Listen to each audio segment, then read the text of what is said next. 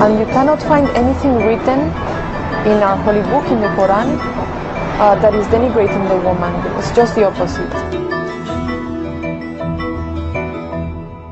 The misconception about my hijab is that I'm oppressed and that I have to ask a man permission anytime I want to do something, and we usually crack jokes about that because we all know that it's not true. You know, they think that the men force women to wear that kind of hijab, but in reality it's not at all that way, and the whole world changes. You see how men all of a sudden start respecting you. You have some sort of respect. I'm not a distraction for them. Instead, they're more engaged in business. They're more engaged into how educated I am. They're more engaged into my soul. People like us for our personality rather than, you know, how good. I have frequently referred to this book as what should have been the guidebook for women's liberation movement in this country.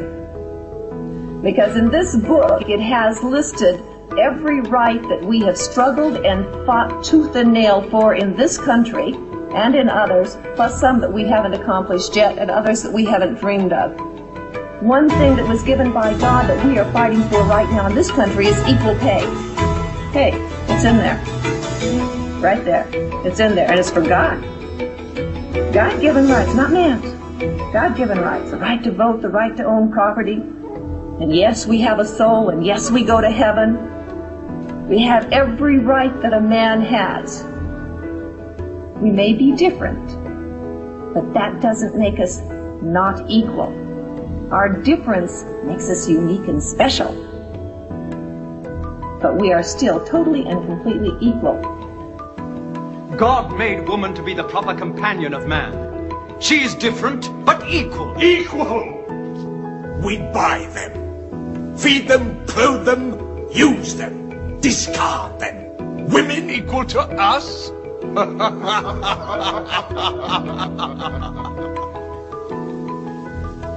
God created man from one male and one female.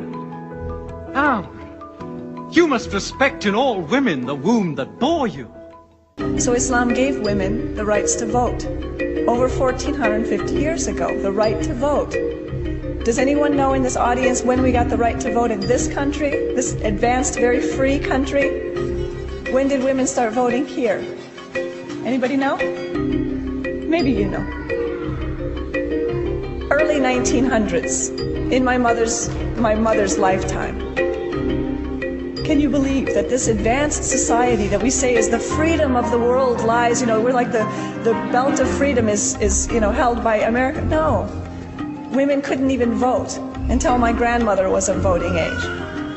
Also inheritance. In this country, women could not inherit property in the southeastern United States, places like Georgia and Alabama and Mississippi, until my generation.